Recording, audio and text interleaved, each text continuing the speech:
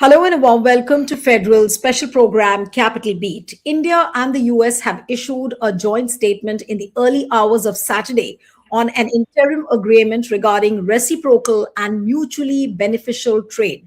Now, the long anticipated trade deal comes about a year after it was first announced by Prime Minister Narendra Modi and US President Donald Trump on 13th February 2025, which was a year marked by tariff wars and frosty ties. Now, let's take a look at the key points of the joint statement. I would like to just read that out. And if the graphics are, Abhirami, you are at the backstage, and once the graphics are ready, you can just keep playing them out. Now, the first point is that tariff cuts by India on US tariff goods, which includes things like sorghum for feed, then dried distillers, grains, fresh and processed fruit, tree nuts, soya bean oil, and alcoholic beverages. Then the second is the reciprocal tariff structure by the US. Now, under the Executive Order 14257, United States said that it will apply an 18% reciprocal tariff on originating goods from India, covering categories such as apparel, leather, footwear, plastics, rubber, organic chemicals, decor, artisanal items, and machinery. Now, the third point, let me just read that out for you. The third point, of course, is one second. Yeah, the potential tariff removals. Now, if the agreement is finalized, Washington said that it will lift reciprocal tariffs on Indian exports like gems, diamonds, aircraft parts, and generic pharma. And these are the items which have been actually listed. Then, apart from that, there are several other points. Like the market access commitments on both sides. As per the statement, both countries intend to offer each other sustained preferential access in sectors deemed strategically important. Then things like rules of origin safeguards. The joint statement stated has added that India and the US will craft rules of origin ensuring that the benefits of the agreement accrue primarily to the two economies, limiting the third country pass through. Then the removal of the non-tariff barriers. Now, US has claimed that India has committed to resolving long-standing barriers affecting US medical devices, easing restrictive ICT import licensing, reviewing the acceptance of US or global standards for key products within 6 months of the agreement's entry into force. Now, non-tariff barriers affecting US agricultural trade will also be addressed. Then alignment on regulatory standards. Now, both sides plan to initiate discussions on technical standards and conformity assessments to make compliance simpler for exporters. This is what White House has said. Then there's also going to be flexibility clause for future tariff changes. Should either country, after its tariffs, after implementation, the other may adjust its commitments accordingly. Now, this is what the gray area is. Now, why I'm saying a gray area. Now, I have underlined a certain portion for you from the White House statement, which is underlined in red. Abhirami, if you can just play that, because it very clearly says that India will not be allowed to buy Russian oil directly or indirectly. Just stay on. Abhirami, just don't move. Section 4, where it talks about the monitoring and the recommendations. I'm reading out from the White House statement. It clearly says, Secretary of Commerce, in coordination with the Secretary of State, the Secretary of the Treasury, and any other senior official the Secretary of Commerce deems appropriate, shall monitor whether India resumes directly or indirectly importing Russian Federation oil as defined in Section 7 of the Executive Order 14328. Now, if the Secretary of Commerce finds that India has resumed directly or indirectly importing Russian Federation oil, the Secretary of State, in consultation, now mind this, the Secretary of State, in consultation with the Secretary of the Treasury, the Secretary of Commerce, the Secretary of Homeland Security, the United States Trade Representative, Assistant to the President for National Security Affairs, the Assistant to the President for Economic Policy, and the Assistant to the President and Senior Counselor for Trade and Manufacturing shall recommend whether and to what extent I should take additional action as to India, including whether I should reimpose the additional ad valorem rate of duty of 25% on imports of articles of India. Now, these red lines which you see on this statement is not something which has been spoken about or spelt out on the Indian side. And this is what has given opposition also the handle to talk about that it looks like a treaty of surrender. Now, let's pull out and the tweet which is being put out by the Congress, and then I'll followed by the tweet of Jairam Ramesh. If you can just show what Congress said this morning immediately after the joint statement. Now, look at this tweet, which will come on your screens shortly. Congress basically saying that it looks like a treaty of surrender. No, no, no. Congress tweet by Congress. Abhirami, you got it wrong, I guess. Congress tweet. Congress tweet, which I had sent. Okay, now let me just read it out. I think you haven't got it. I was talking about the Congress tweet, and there's one tweet of Jairam Ramesh also, which I had put out. I think you haven't been able to pull it out. One second. No, no, no, no. All right. Okay, leave it for a bit. We'll check it out later then. Okay. So basically, what the opposition is saying that it looks like a treaty of surrender. We have allowed $500 billion of business to America, and it's almost like a mistake, but not a master stroke. Several opposition leaders have commented, and if you look at the tweets very, very carefully, most of the opposition leaders have called it a major surrender. This is what all the opposition parties have been speaking about. So the big question now, Jairam Ramesh, I'll just read it out. We've not been able to pull out his tweet, but I'm just going to read what he has written. United States India joint statement just issued is silent on details, but from what has been revealed, it is clear that point number one, India will no longer import oil from Russia. Separately, the US has announced that 25% penalty could be reimposed if India buys oil directly or indirectly from Russia. India will slash import duties to help American farmers at the cost of Indian farmers. Third point, India's annual imports from the USA will triple, wiping out our long-standing goods trade surplus. Fourth, there will continue to be great uncertainty on India's exports of IT and other services to the US. Point number five, India's exports of goods to the US will face higher duties than before.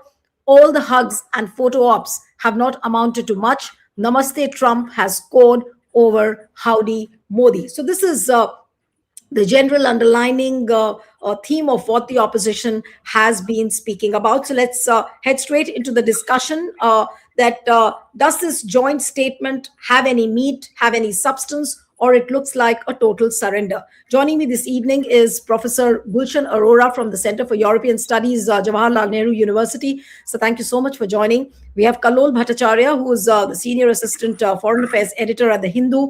Thank you so much. Sanjay Kapoor, veteran journalist and international affairs expert, also joins us. Thank you so much, Sanjay, for joining. And policy expert and author Pushpraj Deshpande, who follows foreign diplomacy very closely, also joins us. Thank you so much, Pushpraj, for joining. And let me begin with Kallol, because he's read the fine print.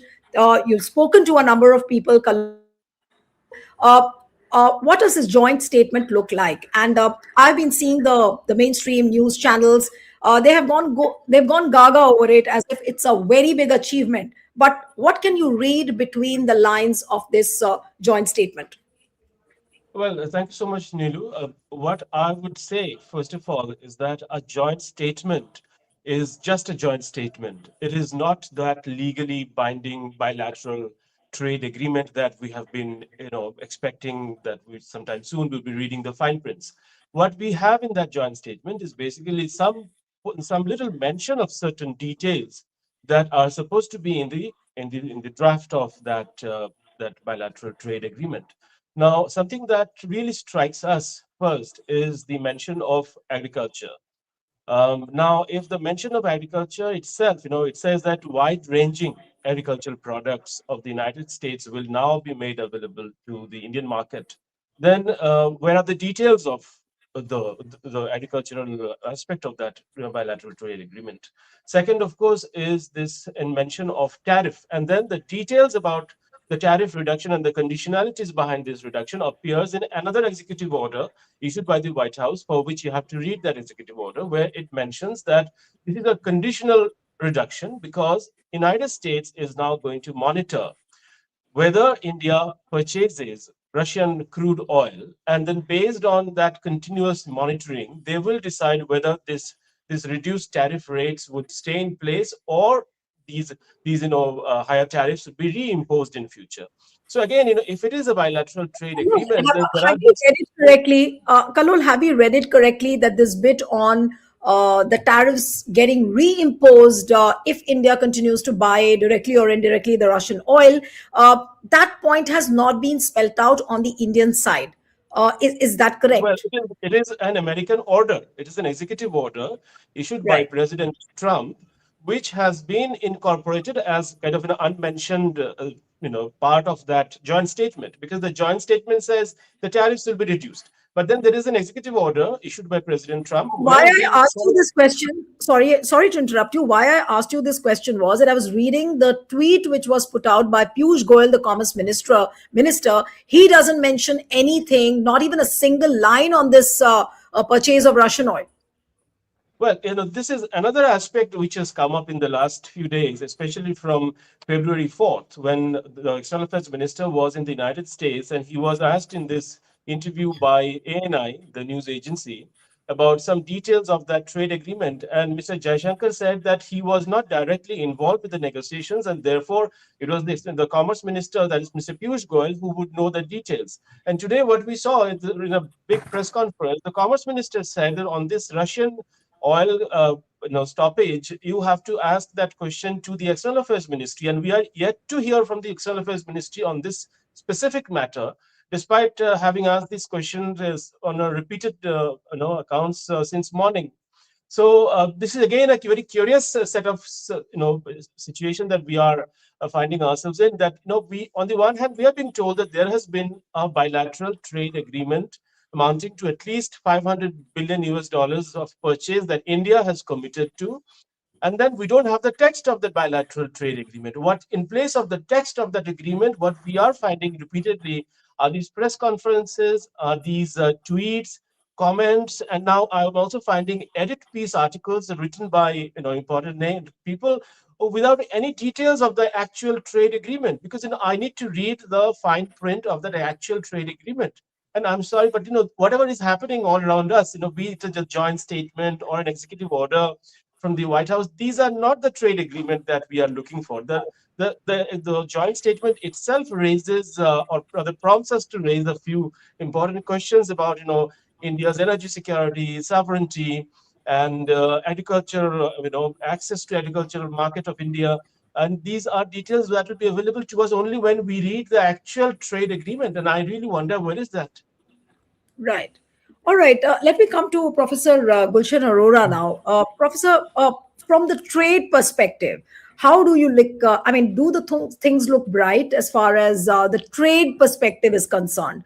I mean, and there are several other agreements which we have signed as far as the WTO is concerned. Now, what happens to that? Because that is also one aspect, that are we going to do away with all that? And then are we going to redraw a completely new framework? So I wanted you to comment from the trade perspective. What is it going to be for India? Well, thank you, Nilu. I mean, just following Kalol, the first thing is that one thing, I mean, things are just unfolding slowly. And the only thing we know now that it will take at least couple of months till the time we really know what this trade agreement finally is. This is a kind of a even framework towards an interim agreement, and then there's going to be some kind of interim agreement, and that interim agreement would lead to some trade deal, final trade BTA, bilateral trade agreement, and that even after that bilateral trade agreement is signed, and then still both the governments will try to reduce tariffs further. That's what actually it's read. And then of course there are other issues which we have the presidential order about the Russian oil, etc. So there are now many issues. The question you asked, one is that the negotiation which India is now doing with the United States, these are not normal negotiation, normal trade negotiations. Like we did with the European Union or with other countries.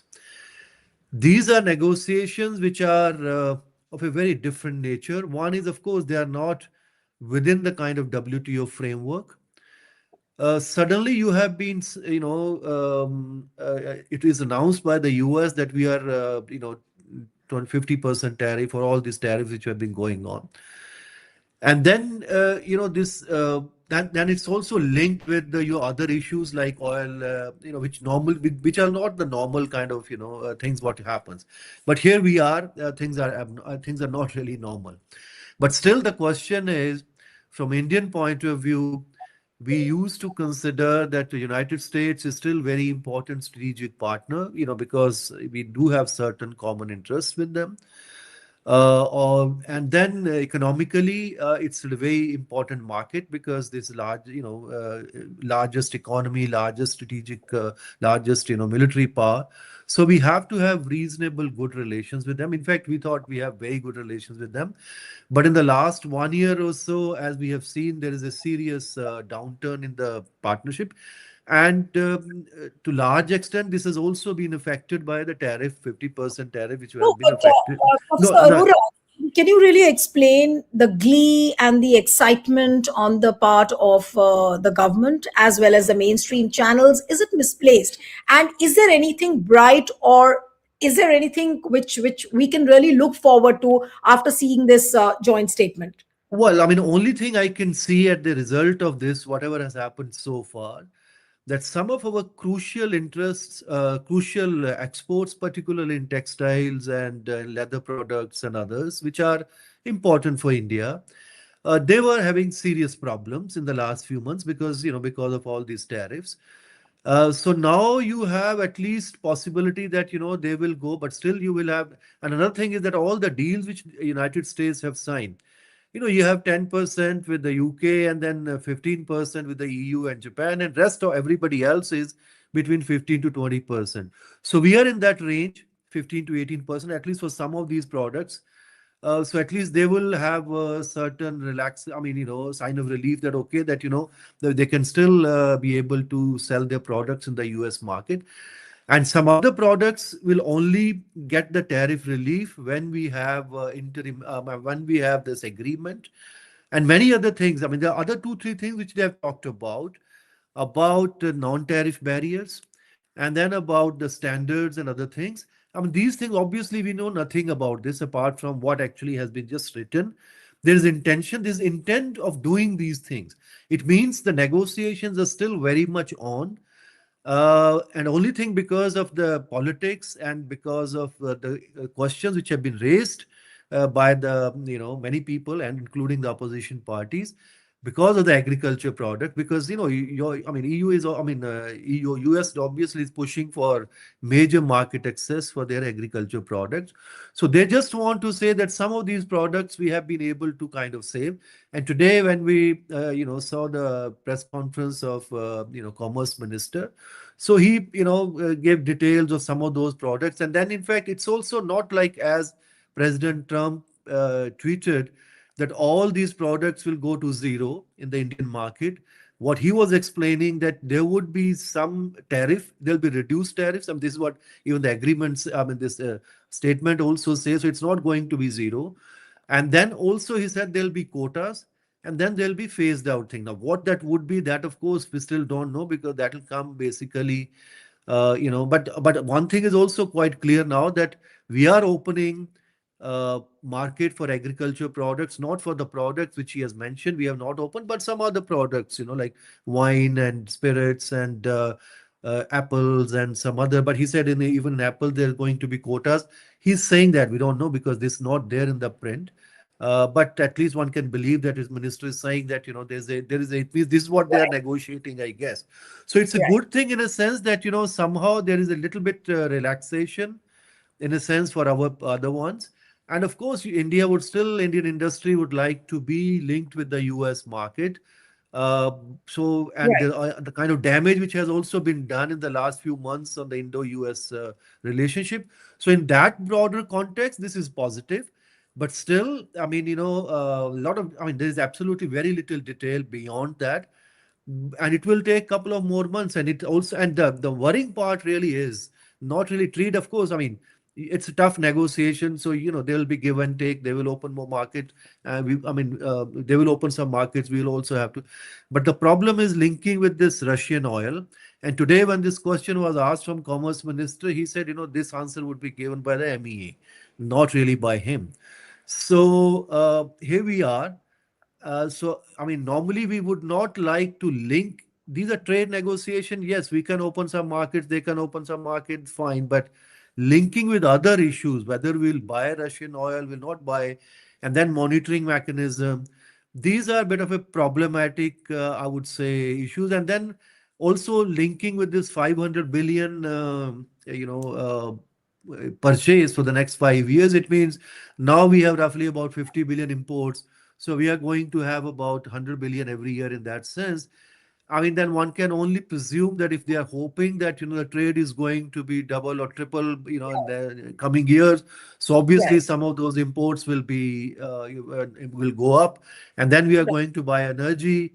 We are also going to buy a lot of aeroplanes and other stuff. So but of course that may not be legally binding. I guess Right. there's a kind of a Exactly. commitment that we are going to do Right. that. That is still okay. I mean, I don't have serious problem with that. At least saying that okay, like Right. when we had this AFTA agreement, AFTA countries said okay, we'll have 100 billion or 50 billion investment in the next 5 years, 10 years. Whether that will happen, that's a different issue. But the main thing really is linking with the oil. And of course, it's details still we don't know. And finally, what the agreement is, we'll come to know only after a few months, I guess. Right. Right. So, Sanjay, coming to you, that I mean, there are few things here and there by which, the people can just take assurance that, okay, something has happened. There is thawing of the tensions which were brewing over the last few months, but still there is a lot of uncertainty and there's lack of clarity. Yes, Sanjay. You'll have to unmute. Sanjay, you'll have to unmute. Yeah.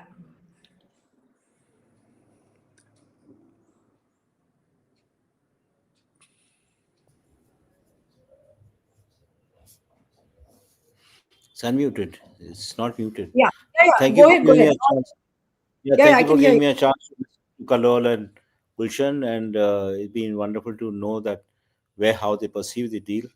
I think it's horribly one-sided at the moment, the way it has been articulated by the US, despite the fact that the Indians are making light of it. But it's something that we are not really comfortable with. There's no reason why we should have succumbed to the pressure. We had the mother of all deals on our side. We could have leveraged that. I don't know whether we leveraged that or not.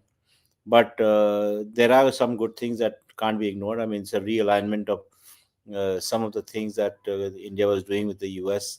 It was a wrenching experience for many Indian companies when the US decided to break off in a certain way or raise tariff to the level that it had, that they could not do business with them. So, in a certain way, there is some restoration of sanity, but that is not enough. India wasn't in such a horrible situation as it is made out to be. It survived about 5 to 6 months of trauma that the US has caused, and they could have found ways to somehow get over it in a certain way. But I hope in the coming days we do not succumb further. We do not. We have to take hard, make take raise hard questions when it comes to the Russian oil. We should not give it up just like that because they are asking us to give up. Primarily because in the last government decided to approve India purchase of oil, and this time you have a government which has a different view on that, and they don't talk about what really happens when the Russian war is in a certain way subsides or ends, because either Mr. Trump has announced that he will not mediate when it comes to the Russian war, or there is a belief that the war will continue endlessly. So there are certain misgivings. I think they should be sorted out. But I don't like the idea of the US putting a gun on our head and keeping a watch on us, how much of oil we are buying or not buying. So I'll come to Pushparaj now. That Pushparaj, what do you really have to say? I mean, what does the total picture look like as far as this joint statement is concerned? Opposition uh, has portrayed this as a surrender treaty. It looks like a compromise. It looks like a blunder. Uh, how do you think of this joint statement? And plus, what is going to happen? Really, we've had several agreements under WTO. What really happens to all of that now? Nuluji, very good afternoon to you, our panelists and our viewers. See, firstly, this interim agreement framework announced by the Modi administration and the Trump administration, it's, as Kalolji was saying, it's not a deal or an agreement. Unlike a trade deal or an agreement, this just establishes a broad framework and principles for future trade relations between US and India. So even if the BJP ecosystem is going gaga over what they have caricatured this as the father of all deals, and fetting Prime Minister Modi for achieving the impossible, it's not. Let's be a bit more calibrated. Secondly, I really don't understand why the Modi government is vacuously fetting a deal that is heavily tilted in favor of the US. The framework imposes a 18% tax on Indian goods, that we know. Now, a former advisor to the Prime Minister Manmohan Singh has said that under the UPA government, average American tariffs were 2.93% till 2014. And even after the 98 nuclear test, when India was sanctioned, average weighted tariffs stood at around 3.31%.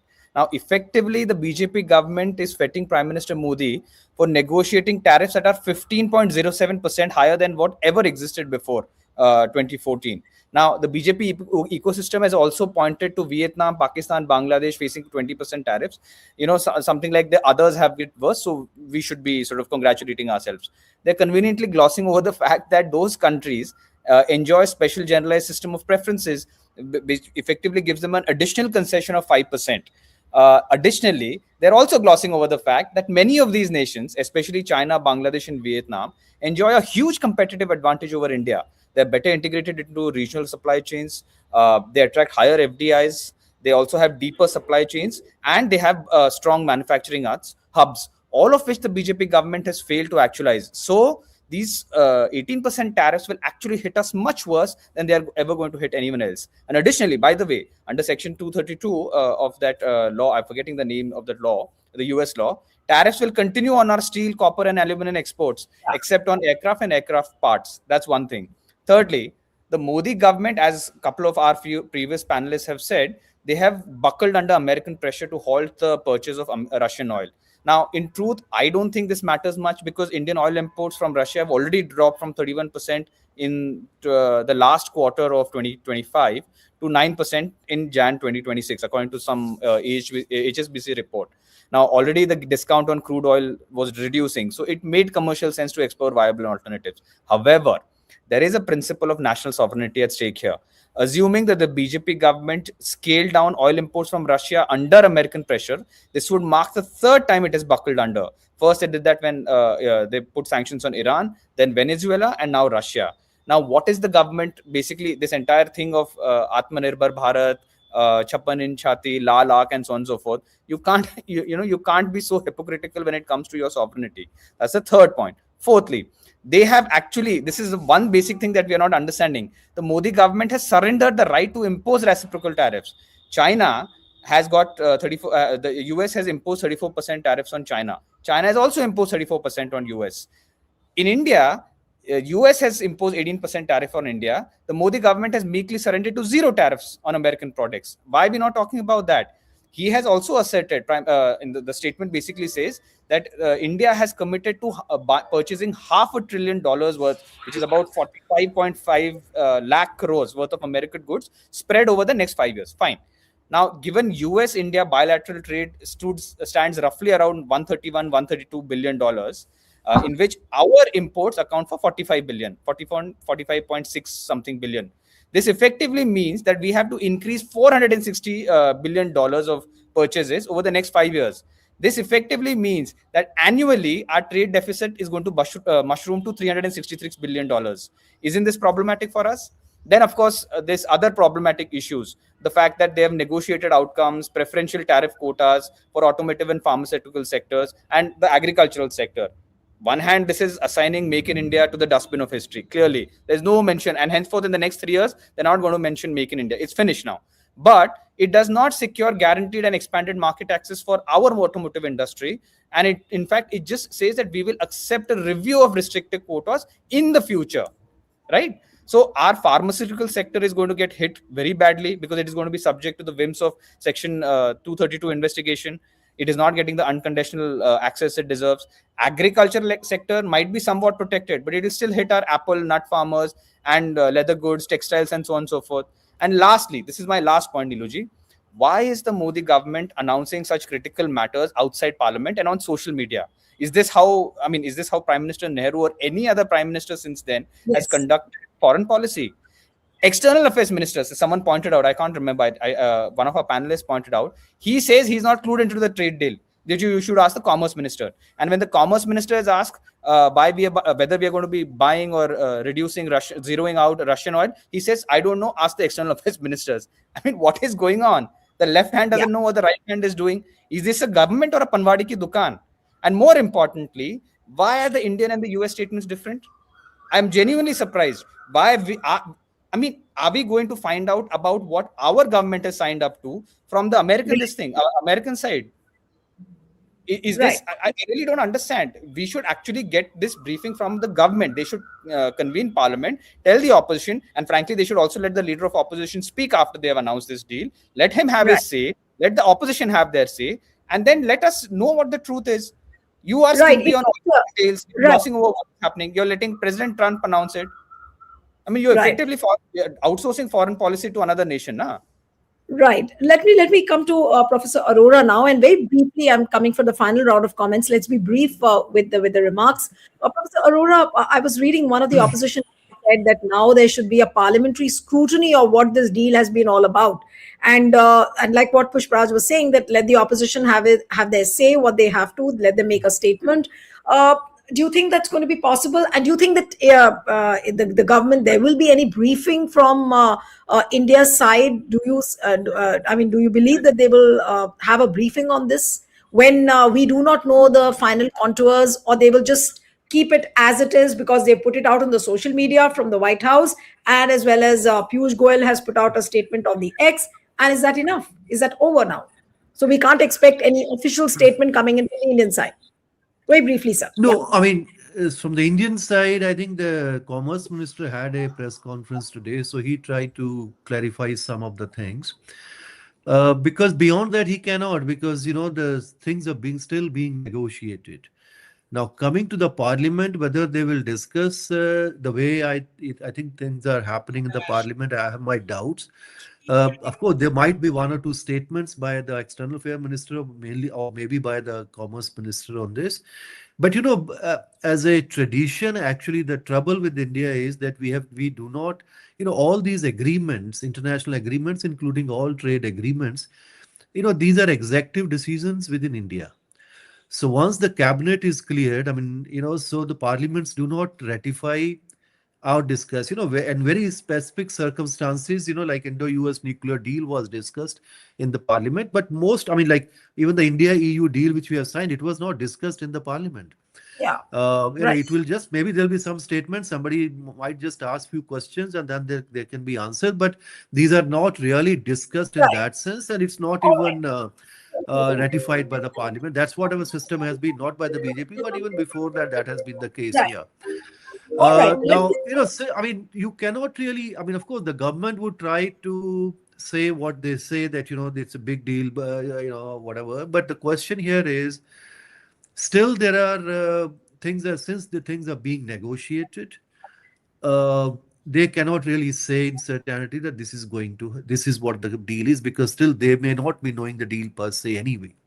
Because yes, the broad thing which has happened, that India has decided, which of course that even this statement is also saying, India has decided to open up, its market for the US industrial products and also some agriculture products. India would also perhaps accept in the long run, looks like, a lot of US standards, which is again, it will be useful if they also accept some of our standards, because like China has accepted roughly about 500 to 600 EU standards as their standards, because they know that that's what their export market is. So, these are questions, these are the things which All right. only future will tell to what extent we are really ready to take advantage with the integration with the global economy, with all these now trade agreement with the Western countries. Our earlier agreements were there basically with the developing countries and in Asia. Here we are now signing with all over Europe, with UK, EU, EFTA countries. We also we have with Australia, with New Zealand, and now this with the US, and then we also might have in another 1 or 2 months with Canada. So you are trying to integrate with the Western world, your economy, which is not a bad thing. But the trouble is that more than 50% of India's trade actually takes place within Asia. Hmm. So we are not integrated in RCEP. We are not integrated with the CPTPP. So, if you really want to be part of those global value chains, you have to, yes, it's good thing to be integrating yourself with the US and the European economies, but also you have to integrate with the Chinese economy and with other economies as well. Then only you can really take full advantage of this. So that kind of clarity, I think, in the trade policy perhaps would come maybe later. So if we are preparing for those standards, removing non-tariff barriers here and Yeah. asking removal of non-tariff barriers from others, All which right. is okay. This is the just intent of this particular Right. the statement you have. But this statement, as I think everybody has said, that's only said something about certain specific tariff removal from few products, and rest would be done once the tail is yeah, that the problem is, yes, I mean, he raised about that, it was 3%, now we are 18%. Is it a good thing or bad? But the trouble here is, as I said, these are different trade negotiation. This has happened with everyone. Now, everyone Yeah. else has also been slammed similar kind of tariffs. But some countries, I mean, he's right. I mean, some countries, they still have, we are talking about zero, but they, even if there is tariff on 18, 19 or whatever percentage, but they also have their own tariffs also against the US products as well, which we are Right. trying to Oh, but kind the of go point you closer to raised, zero. Professor Arora, I'll come to Sanjay now. The point you Sorry, raised, that I'm these not are Aurora, I'm such neighbor, but anyway, it's Oh, okay. sorry. I'm so Sadheva, sorry. Sadheva. Yes, It's Professor okay. Sajdeva, I'm so sorry. It's okay. Yes. So, Sanjay, the point which Professor Sajdeva was mentioning right now, that during Trumpian times, now each country is thinking of having their own bilateral relationship with various countries. Now, but has India jeopardized its relationship with countries like Russia? Because this red line in the White House statement, which says that we are watching you and you cannot be buying oil from Russia directly or indirectly. What does that mean for India's relationship with Russia? Very briefly, yes. I mean, what is visibly so that India would become part of a very liberal trade order, and there would be a free movement of goods and services from up and down that will happen. But there would be red lines which will be drawn. Countries which are not on the right side of the United States of America or Trump would not be dealing with so much with India. You know, like for instance, Russia would be kept away. Even India would have to be very ambivalent about China, although the trade with China has grown in the last 1.5, 2 months. But we are not very sure how US is going to perceive. Ideally, India should enlarge its trade relations with China, for that matter, if they want to somehow balance it with the US, because China is the only country which can balance whatever US is doing, because we will seem so slanted towards one country rather than the rest of the countries, as of Asia, as Professor Zeva has pointed out. So there are many problems with the way the world is being perceived by the United States of America, and it is geographically skewed in their favor, not in the favor of the countries that they are dealing with. So let us see how India behaves. I think it requires a great amount of intelligence, creativity, and stagecraft to ensure that we get a good deal, because that is where I think all the rest of it will, everything will rest on. Otherwise, we Right. will be, turned into a basket case. Right. So, Pushpraj, what would you really say towards the end? And now the deal is supposed to be inked sometimes in March, as in it's going to be signed. Do you think that things can really change after this joint statement has been released from both sides? Do you think that things still look unclear, and a lot of it, there could be a probability where things would change from what we are reading right now? Yeah, so obviously, Niluji, this is not a final deal. That's what I started by saying. This is a framework for a future deal. That's what we effectively agreed on. Now, obviously, keep aside the propaganda from the BJP side, but they will of course fed this and claim this as the father of all deals. But there's a lot of fine work that has to still be negotiated, which is why the commerce minister cannot give details even in his press conference, because all of these things will be negotiated. But frankly speaking, he has mortgaged India's energy security as well as economic sovereignty, the prime minister. And there is a huge problem. And the thing is that I again reiterate, this has to be discussed in Parliament. I don't agree with the former panelist argument that these are not discussed, because I know for a fact, I have been in Parliament. Trade deals have been discussed in Parliament before 2014. And I know multiple of them. The India-Singapore Comprehensive Economic Agreement, it's called CISA, was discussed in June and August 2005. The India-South Korea SEPA was discussed in July 2009. The Doha round of WTO issues, the Doha round initiatives were also discussed in Parliament. Even in NDA 1, Parliament has to pass enabling legislation on trade deals. So on the South Asia Free Trade Agreement that the NDA 1 government had passed, Vajpayee ji's government, the SAFTA, that was passed. There was a debate on the after the bill was introduced in late 2003. The India-Sri Lanka PTA was also discussed in 1998. So see, there are precedents for trade deals to be discussed on the floor of the House, and enabling legislation will have to be passed. And for that, the government, it is the onus is on the government, the Modi government, to actually take a constructive discussion, so that the opposition as well as the executive need to properly thrash out, so that we, the people of India, are better informed as to what this deal entails whenever it is signed, and what it is, what the impacts are going to be on various economic sectors in India. Unless we don't know from our government and our possibly an informed debate in Parliament, it might not be this session, it might be the next session, whenever it is, but unless you do that, we are going to be reliant on people announcing in the US and elsewhere on social media. It's a very bad situation to be in, for us to be dependent on our information from another country. I mean, whose government is this? Is it the government of, by, and for the Indian people, or for the American people? And frankly speaking, this is one last sign from which I started with. This is a deal heavily tilted in the US's favor. It does not, I don't think that this is going to make a Viksit or an Atmanirbhar Bharat, but it certainly does make America great again. Right. All right, but on the government side, people have been talking about propelling the Make in India project. They've been talking about the Viksit Bharat. So let's see in the days to come how this story pans out, and also we'll have to look forward to when the deal is signed. Sometimes in March is what we are told. Thank you so much, Professor Sachdeva, Sanjay, Pushpraj. Thank you so much for joining. Thank you.